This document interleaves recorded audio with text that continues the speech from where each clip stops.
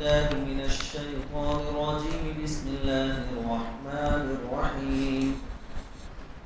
إنما المؤمنون الذين آمنوا بالله ورسوله وإذا كانوا معه على أمر جامع لم يذهبوا حتى يستأذنوه إن الذين يستأذنونك أولئك الذين يؤمنون بالله ورسوله فإذا استأذنوك لبعض شأنهم فأذن لما شئت منهم واستغفر لهم الله إن الله غفور رحيم.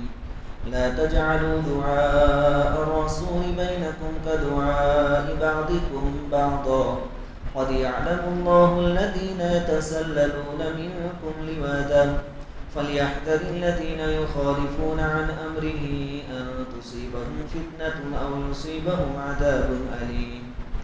ألا إن لله ما في السماوات والأرض قد يعلم ما أنتم عليه ويوم يرجعون إليه فينبئهم بما عملوا والله بكل شيء عليم. صدق الله العظيم. سورہ نور کی آیت نمبر 62 سے لے کر 64 تک کی تلاوت آپ کے سامنے کی گئی ہے. ان آیتوں کا ترجمہ یہ ہے کہ یقیناً مسلمان تو وہی ہیں جو اللہ اور رسول پر ایمان رکھتے ہیں اور جب رسول کے ساتھ کسی اجتماعی کام میں شریک ہوتے ہیں تو جب تک رسول سے اجازت نہ لے لیں چلے نہیں جاتے. بے شک جو لوگ آپ سے اجازت لیا کرتے ہیں بس وہی اللہ اور اس کے رسول پر ایمان رکھتے ہیں. لہذا جب وہ آپ سے اپنے کسی کام کے لیے اجازت چاہیں تو آپ ان میں سے جن کو اجازت دینا چاہیں دے دیا کریں اور ان کے حق میں اللہ رب العزت سے مغفرت کی دعا کرتے رہیں. یقیناً اللہ بہت معاف کرنے والے اور نہایت مہربان ہیں. اے مسلمانوں، تم رسول کو اپنے درمیان اس طریقے پر نہ بلایا کرو جیسے ایک دوسرے کو بلایا کرتے ہو.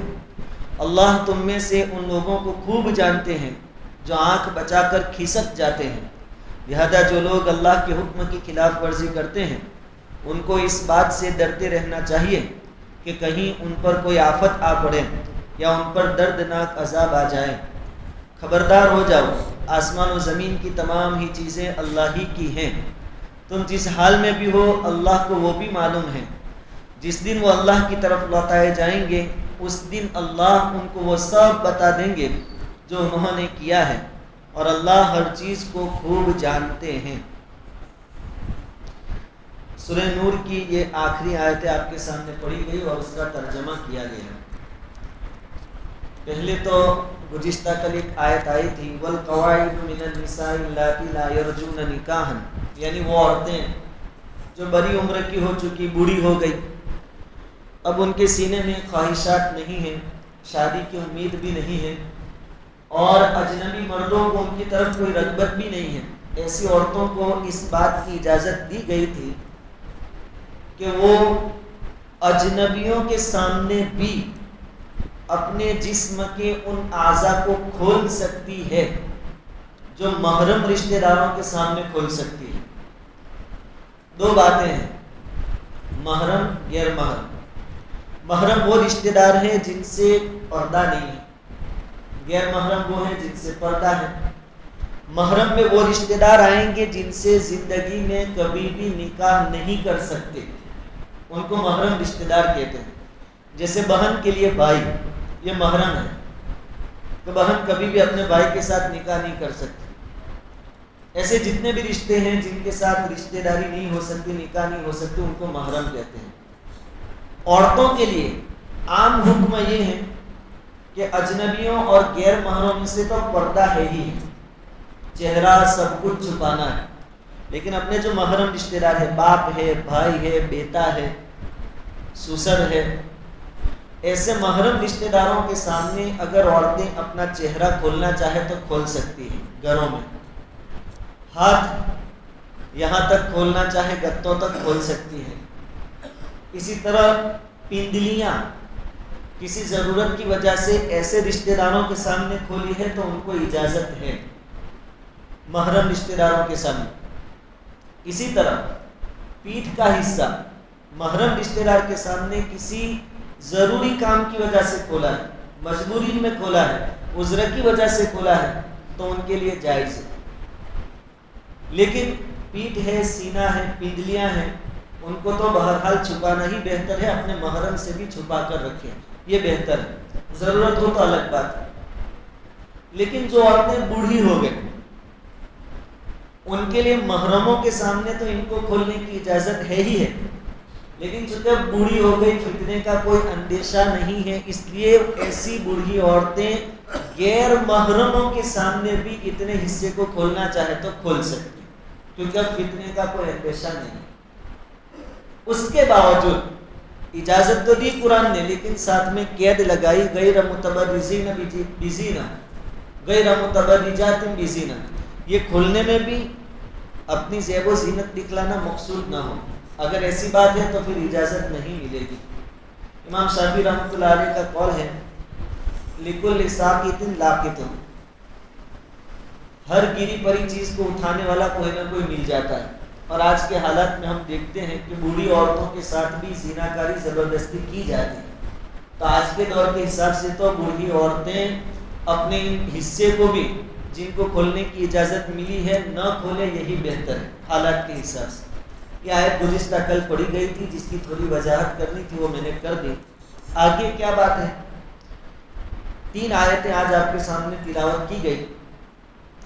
پہلی آیت میں حقیقی اور سچے مسلمان کون ہیں وہ بتایا گیا کہ سچے مسلمان وہ ہیں جو اللہ پر ایمان لاتے ہیں، اللہ کے رسول پر ایمان لاتے ہیں، اور کسی اہم معاملے میں جب رسول کے ساتھ ہوتے ہیں مشورے میں تو بغیر اجازت کے چلے نہیں جاتے۔ دراصل اس آیت کا شان نزول یہ بتلایا گیا کہ مشرکین مکہ غزوہ بدر میں تو مسلمانوں سے شکست کھا کر گئے تھے، مسلمانوں کی فتح ہوئی تھی، ان کی ہار ہوئی تھی۔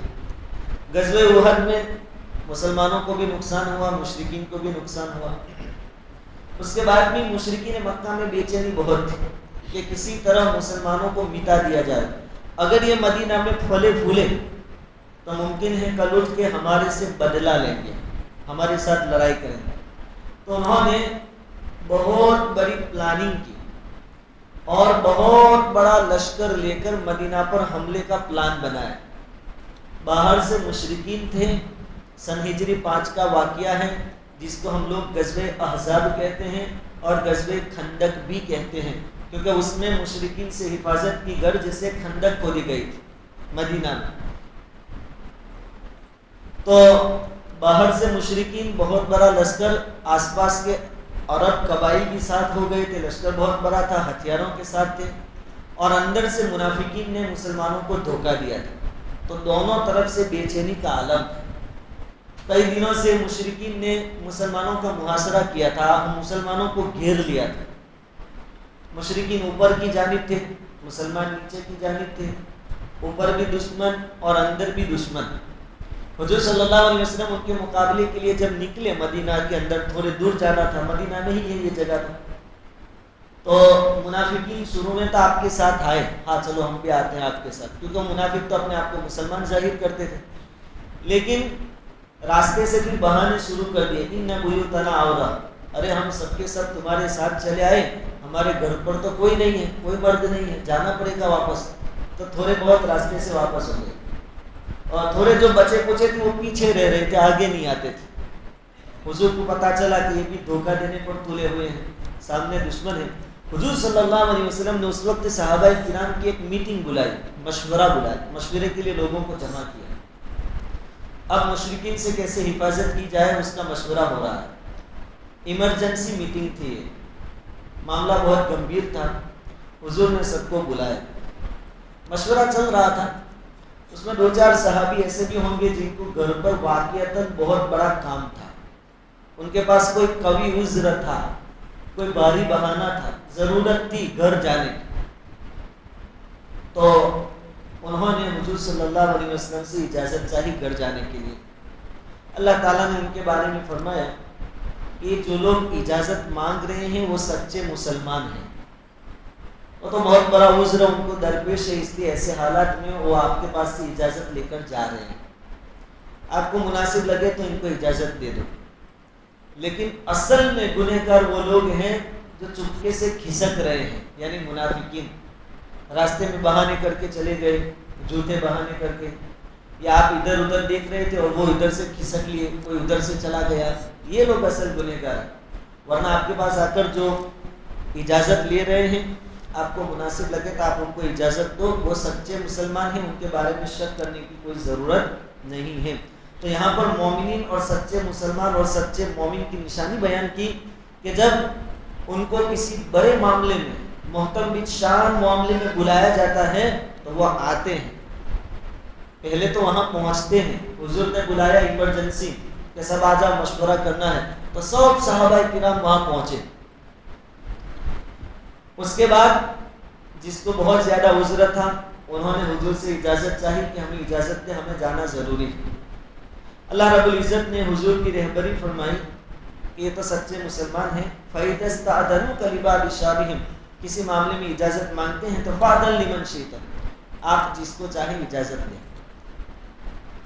اس میں ایک بات یہ ہے کہ امیر جو ہوتا ہے، اسی طرح نبی جو ہے، اسی طرح حاکم جو ہے، مسلمانوں کا بادشاہ، ان لوگوں کو اختیار ہے کہ جس کو چاہے اجازت دے، جس کو چاہے اجازت نہ دے۔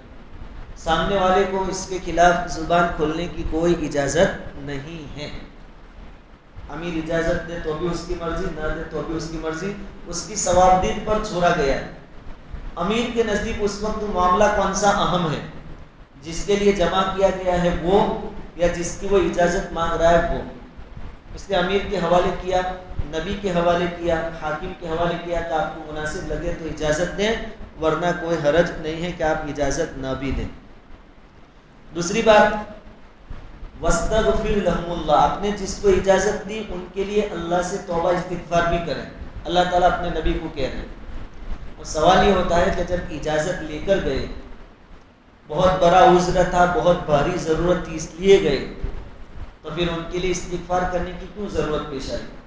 وہ تو اجازت لے کر گئے ہیں اور مجبوری میں گئے ہیں۔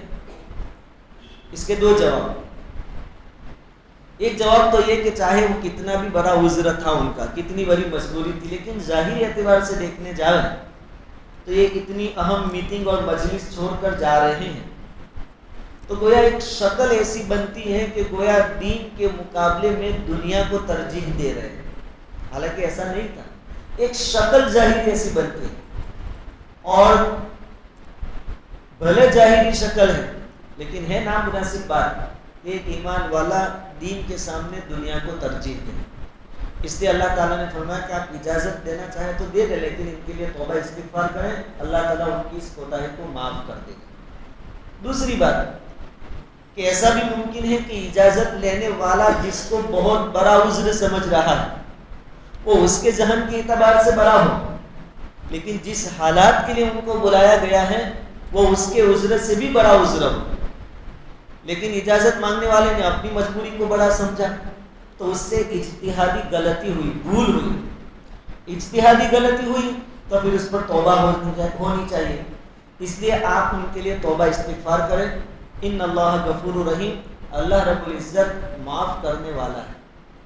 اس سے ہمارے لیے بھی آداب کہ کسی امیر صاحب کے پاس کسی ساتھی نے اجازت مانگی، پہلی بات تو یہ کہ اجازت لینا ہمارے لیے کیسا ہے، ہمارے لیے کم سے کم مستحب تو ہے ہی ہے کہ جو ہمارے منگل کا مشورہ ہو، یا جمعرات کا گشت ہو، یا صبح میں روزانہ جو مشورہ ہو، تو اس کا جو امیر ہوتا ہے، کوئی ساتھی مشورے میں شریک ہو گیا، اگر اس کو اچانک کہیں جانا ہو تو ویسے اٹھ کے چلا نہ جائے، بلکہ مستحب یہ لکھا ہے تفسیر کی کتابوں میں کہ کم سے کم امیر صاحب کو اطلاع دے کر جائے، اجازت لے کر جائے کہ میں فلاں کام سے جا رہا ہوں، یا مجھے بہت ارجنٹ کام ہے، آپ اجازت دیں، مستحب لکھا ہے اس میں۔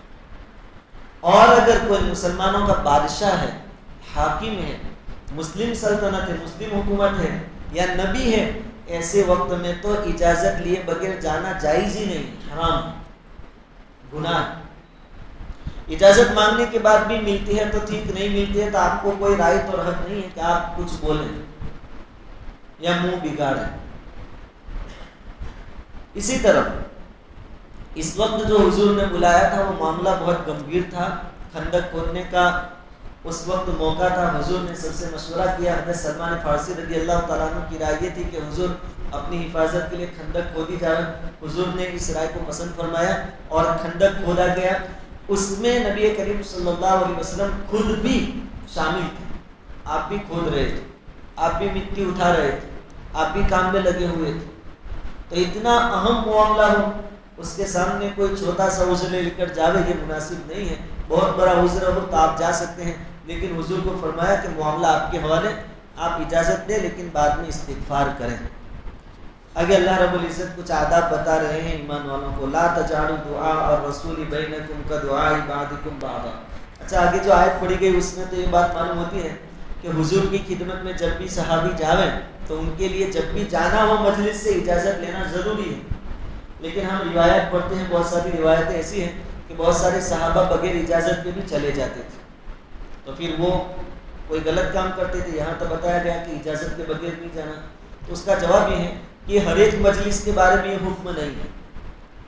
عام مجلسیں جو حضور صلی اللہ علیہ وسلم کی روزانہ لگتی تھی اس کے بارے میں حکم نہیں ہے، وہاں اجازت لینے کی ضرورت نہیں ہے، اس لیے صحابہ کرام بغیر اجازت کے چلے جاتے ہیں۔ کسی خاص معاملے میں علی امر جامع، قرآن کہتا ہے، آیت سے اشارہ ہے کہ کسی خاص معاملے میں جمع کیا گیا ہو اس وقت اجازت کے بغیر نہ جائے۔ یہی حکم ہمارے لیے کہ کوئی وقت کا حاکم اور مسلمان بادشاہ یا امیر ہمیں کسی خاص معاملے میں بلا رہے تو اس وقت اجازت کے بغیر ہم بھی وہاں سے نہ جائیں۔ اگر اللہ تعالیٰ فرماتے ہیں لا تجعلوا دعاء الرسول بینکم کدعاء بعضکم بعضا، کہ رسول کو پکارنا تمہارے آپس کے پکارنے کی طرح مت سمجھو۔ اس آیت کے 3 مطلب ہیں۔ پہلا مطلب یہ کہ کسی آدمی کو کام تھا حضور صلی اللہ علیہ وسلم کا، تو اس کے لیے مناسب نہیں ہے کہ وہ یا محمد کہہ کر پکارے، آپ کا نام لے کر پکارے، یا اونچی آواز سے پکارے، یا راستے میں آپ کو کھڑا کر دے، یا آپ کسی اور کام میں مشغول ہو وہاں بیچ میں چلا جائے، آپ کی شان کے مناسب نہیں۔ آپ تو بہت عظیم ہیں، بہت بڑی ہستی ہیں، بعد از خدا تو ہی بزرگ، قصہ مختصر، اللہ کے بعد سب سے بڑا درجہ حضور کا ہے، تو آپ کی شان کے لائق نہیں ہے کہ آپ راستے میں آپ کو یا محمد کہہ کر یعنی نام لے کر پکارے، نہیں، ضرورت ہو تو یا نبی اللہ کہیں یا رسول اللہ کہیں۔ اسی طرح اطمینان سے آپ کے سامنے حاضر ہو، اجازت لیں، اس کے بعد آپ سے اجازت لے کر کے میں ایک بات کہنا چاہتا ہوں، آپ اجازت دیں تو میں عرض کروں، اس طریقے سے آداب کی رعایت کریں۔ ایسی دوسری باتیں سورہ حجرات میں پارہ نمبر 26 میں بیان کی گئی ہے کہ آپ گھر میں تشریف فرما ہو تو کسی کو حق نہیں ہے کہ باہر سے آواز دے، یہ محمد باہر نکلو،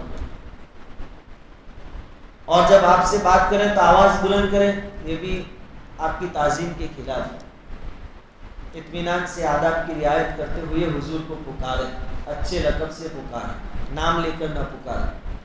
اسی طرح دوسرا ایک مطلب ہے کہ حضور کسی کو پکاریں، حضور کو کوئی کام تھا اور حضور نے کسی کو پکارا تو اس پکارنے والے کو سمجھ لینا چاہیے کہ حضور کی پکار پر حاضر ہونا میرے لیے فرض ہو گیا۔ حضور کا پکارنا دوسروں کے پکارنے کی طرح نہیں ہے کہ آپ نے سنا انسنا کر دیا کوئی حرج نہیں، ایسا نہیں ہے۔ حضور نے پکارنا آپ کے لیے کمپلسری لازم ہو گیا کہ آپ حضور کی پکار کو سنیں اور حضور کی خدمت میں حاضر ہو جائیں، لبیک و سعدیک کہہ کر حضور کے پاس پہنچ جائیں۔ تو حضور کسی کو پکارے اس کو معمولی مت سمجھنا، آپس میں ایک دوسرے کو پکارتے ہیں سمجھ سمجھنا، حضور تمہارے جیسے نہیں ہیں۔ حضور کے ہر حکم کو پورا کرنا انتہائی ضروری ہے۔ اگر حضور نے پکارا اور آپ نہیں گئے تو آپ گنہگار ہوں، ایک مطلب یہ ہے۔ اور تیسرا مطلب بعض مفسرین نے بیان فرمایا کہ یہاں دعا یعنی وہ دعا جو حضور کسی کے حق میں کرے، یعنی حضور نے کسی سے خوش ہو کر کسی کے حق میں دعا کی تو اس کے لیے حضور کی دعا سے بڑھ کر خوش نصیبی کوئی نہیں۔ ایسا سمجھے کہ میں اتنا خوش نصیب ہوں کہ حضور کی دعا مجھے نصیب ہو گئی، مجھ سے بڑھ کر کوئی خوش قسمت نہیں ہو سکتا۔ اور اگر اللہ نہ کرے حضور کسی کے حق میں بد دعا کر دیں تو اس آدمی کو سمجھ لینا چاہیے کہ مجھ سے بڑا بد نصیب دنیا میں کوئی نہیں کہ حضور نے میرے لیے بد دعا کی۔ یہ 3 مطلب بیان فرمائے ہیں، لیکن بیچ والا جو مطلب ہے زیادہ تر مفسرین کی رائے یہ ہے کہ یہی زیادہ صحیح ہے کہ حضور جب کسی کو پکارے تو اس آدمی کے لیے ضروری ہو جاتا ہے کہ حضور کی خدمت میں فوراً حاضر ہو جائے، حضور کی آواز کو سنی انسنی نہ کرے بلکہ خدمت میں حاضر ہونا ضروری ہے۔ قَدْ يَعْلَمُ اللَّهُ الَّذِينَ يَتَسَلَّلُونَ مِنكُمْ لِوَاذًا۔ اب یہ منافقین کی بات آئی کہ اللہ تعالیٰ ان لوگوں کو جانتا ہے جو دھیرے سے کھسک جاتے ہیں، منافقین آڑے دنوں میں بھی حضور کی مجلس میں آتے تو تھے، جب بھی بلایا جاتا آ جاتے، کیونکہ وہ تو اپنے آپ کو مسلمان کہلاتے تھے، اور یہ ظاہر کرنا تھا کہ ہم تمہارے ساتھ ہیں، ہم مومن ہیں، تاکہ غزوے کے بعد جو مال غنیمت ملے اس میں حصہ ملے، مال ملے، اس لیے اپنے آپ کو ظاہر میں مسلمان ڈکلیئر کرتے تھے، آ تو جاتے تھے، لیکن پھر دیکھتے کہ حضور ادھر گفتگو کر رہے ہیں تو آجو باجو والے دھیرے سے ایک گیا، دوسرا گیا، جیسے بیانات کے موقع پر ہم کرتے ہیں، اور مقرر صاحب ادھر دیکھے تو ادھر سے ایک دو وکٹ گر جاتی، ادھر دیکھے تو ادھر سے ایک دو آؤٹ ہو جاتی۔ تراویح میں بھی دیکھتے ہیں کہ سب نے رکعت باندھ لیا، امام صاحب ولد ضالین کو پہنچے تو ایک دو پانی پینے، ایک دو پیشاب کرنے، ایک دو تھوکنے چلے جاتے ہیں۔ حضور کی مجلس میں ایسا نہیں ہونا چاہیے۔ اللہ تعالیٰ نے منافقین کو کہا کہ میں جانتا ہوں جو دھیرے سے کھسک جاتے ہیں، میں سب جانتا ہوں، آپ رسول کو تو رسول کی آنکھوں میں تو آپ دھول ڈال سکتے ہیں، یعنی رسول کو تو پتہ نہیں چلے گا کہ کون کھسک گیا، لیکن رسول کا جو رب ہے وہ سب کچھ جانتا ہے، بلکہ وہ تو تمہارے سینوں میں کیا پلاننگ ہے، کیا سوچتے ہو، اور سوچنے کی بات تو دور، آئندہ کیا سوچو گے وہ بھی جانتا ہے۔ اب جب جانتا ہے تو اس کا حساب تم سے لیا جائے گا کہ تم خالی خالی آئے تھے اور موقع پا کر وہاں سے غائب ہو گئے، اس کا عذاب تم کو ملے گا۔ فَلْيَحْذَرِ الَّذِينَ يُخَالِفُونَ عَنْ أَمْرِهِ أَن تُصِيبَهُمْ فِتْنَةٌ، سو ڈرنا چاہیے ان لوگوں کو جو رسول کے بات کی مخالفت کرتے ہیں، یعنی رسول کی بات پر لبیک نہیں کہتے، حاضر نہیں ہوتے، یا بہانے جھوٹے بہانے بنا کر بھاگ جاتے ہیں، ان کو ڈرنا چاہیے اس بات سے کہ ان کو کوئی فتنہ پہنچے، یعنی رسول کی مخالفت کرو گے تو فتنے میں مبتلا ہو جاؤ گے۔ فتنے کے معنی بہت سارے ہیں۔ امام جعفر صادق رضی اللہ تعالیٰ عنہ نے فتنے کا یہ مطلب بیان کیا ہے کہ ممکن ہے کہ ظالموں کو اللہ تعالیٰ ان پر مسلط کر دے۔ جو قوم رسول کی نافرمانی کرے گی اس کے لیے ایک فتنہ یہ ہے کہ اللہ تعالیٰ ظالم حکمرانوں کو ان کے اوپر مسلط کر دے گا، اور اس کا تجربہ ہم تو کئی سالوں سے کر رہے ہیں کہ جب سے ہماری زندگیوں سے سنتیں رخصت ہو گئی، رسول اللہ صلی اللہ علیہ وسلم کے طریقے رخصت ہو گئے، تو کیسے کیسے ظالم حکمران اللہ تعالیٰ نے ہم پر مسلط کیے ہیں۔ تو رسول کی خلاف ورزی، رسول کے حکم کا نہ ماننا، یہ فتنے کا سبب ہے۔ ایک فتنے کی شکل یہ بھی ہو سکتی ہے کہ اللہ تعالیٰ ظالم حکمرانوں کو مسلط کر دے، اور دوسری بھی شکلیں ہو سکتی ہے فتنہ، دوسری شکل میں بھی کہ آپس میں بگاڑ پیدا ہو جائے، انبن ہو جائے، اس سے بھی امت دو چار ہے، دلوں سے محبتیں رخصت ہو جائے، اس سے بھی دو چار ہے، سیاسی اور مادی اعتبار سے لوگ کمزور ہو جائے مسلمان، اس سے بھی پوری امت دو چار ہے۔ تو کل ملا کر ہم اگر حساب لگاویں تو ہم یہ کہہ سکتے ہیں نتیجے کے طور پر کہ جتنی بھی ہماری تباہی اور بربادی ہے وہ سب رسول کی مخالفت کی وجہ سے، رسول صلی اللہ علیہ وسلم کے احکام کو، آپ کی شریعت کو، آپ کی سنتوں کو نہ ماننے کی وجہ سے۔ ایسا کہنے میں کوئی مبالغہ نہیں ہوگا، یا تو ان کو کوئی فتنہ پہنچے اور یصیبہم عذاب علیم، یا جو لوگ دھیرے سے کھسک جاتے ہیں، رسول کی بات کی مخالفت کرتے ہیں، نہیں مانتے ہیں، ان کو دردناک عذاب پہنچے، یا تو دنیا میں یا تو آخرت میں۔ یہ منافقین آخرت میں، ان المنافقین فی الدرک الاسفل من النار، انہوں نے ساتھ میں رہ کر حضور صلی اللہ علیہ وسلم کو اور مسلمانوں کو بہت ستایا، تو ان کا عذاب کیا رہے گا؟ جہنم کے سب سے نیچے طبقے میں یہ لوگ ہوں گے، مشرکین اور کافرین سے بھی نیچے، اسفلین من النار، سب سے زیادہ سخت سزا ان کو دی جائے گی۔ الا ان للہ ما فی السماوات والارض، آخری آیت سورہ نور کی، اللہ رب العزت فرماتے کہ سنو اور کان کھول کر سن لو، ان للہ ما فی السماوات والارض، یہ آسمانوں میں، یہ زمین میں جو کچھ بھی ہے وہ اللہ کا ہے، اللہ اس کا مالک ہے۔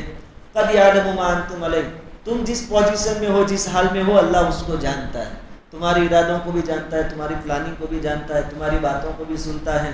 وَيَوْمَ يُرْجَعُونَ إِلَيْهِ فَيُنَبِّئُهُم بِمَا عَمِلُوا، جب تم لوٹائے جاؤ گے اللہ کے دربار میں، یعنی میدان حشر میں، اس وقت اللہ سب کچھ بتا دے گا کہ تم نے کیا کیا کیا تھا اور کب کب کیا تھا۔ وَاللَّهُ بِكُلِّ شَيْءٍ عَلِيمٌ، اللہ تعالیٰ تو ہر چیز کو بہت اچھی طریقے سے جانتا ہے۔ یعنی تم رسول کو تو اندھیرے میں رکھ سکتے ہو، وہاں سے بھاگ سکتے ہو، لیکن اللہ رب العزت کی ذات ایسی ہے وہ جو ہر جگہ ہے، سمیع بھی ہے، سنتا بھی ہے، علیم بھی ہے، جانتا بھی ہے، بصیر بھی ہے، تمہارے کاموں کو دیکھتا بھی ہے، اور اس کا حساب تم سے قیامت کے دن لیا جائے گا۔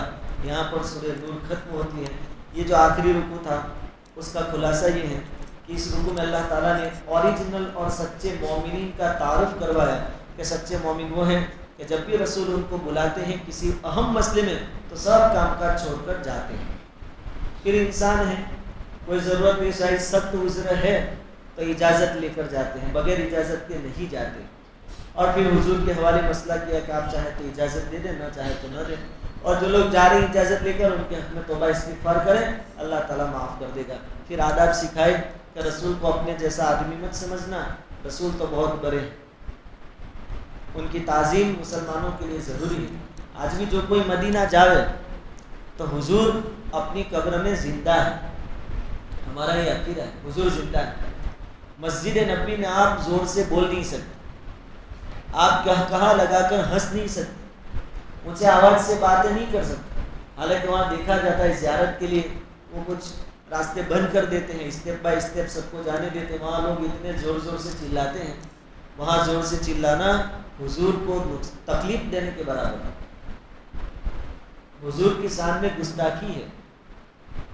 وہاں بہت آداب کی رعایت کے ساتھ آدمی کو جانا چاہیے. کہیں ایسا نہ ہو کہ وہاں اللہ کی توفیق سے پہنچ تو گئے لیکن بے ادبی کی وجہ سے پھر ہمیشہ کے لیے محروم ہو جائے. بلکہ سورہ حجرات میں تو یہ بھی ہے کہ اگر حضور کے سامنے تم گستاخی کا رویہ اختیار کرو گے، زور سے بولو گے، آپ کی تعظیم نہیں کرو گے تو ممکن ہے تمہارے اعمال سب برباد ہو جائیں. یا ایھا الذین آمنوا لا ترفعوا اصواتکم فوق صوت النبی، اپنی آواز کو نبی کی آواز سے اوپر مت کرو. ولا تجهروا له بالقول كجهر بعضكم لبعض ان تحبط اعمالكم وانتم لا تشعرون. جیسے ایک دوسرے کے چیخ پکار کر اے فلاں اے فلاں، ایسا حضور کے ساتھ مت کرنا، نہیں تو ان تحبط اعمالكم، تمہارے اعمال سب بیکار جائیں گے، نیکیاں سب برباد ہو جائے گی. وانتم لا تشعرون، اور تم کو تو پتہ بھی نہیں ہوگا کہ نیکیوں سے ہاتھ دھو گئے. اس لیے بعض صحابہ کرام تو حضور کے پاس جب آتے اتنا دھیرے سے بولتے کہ 3 مرتبہ پوچھنا پڑتا کہ بھائی کیا کہہ رہے ہو، کیا کہہ رہے ہو، اتنا دھیرے سے. تو آداب کی رعایت ضروری ہے. اللہ رب العزت کہیں سنی باتوں پر عمل کی توفیق عطا فرمائے.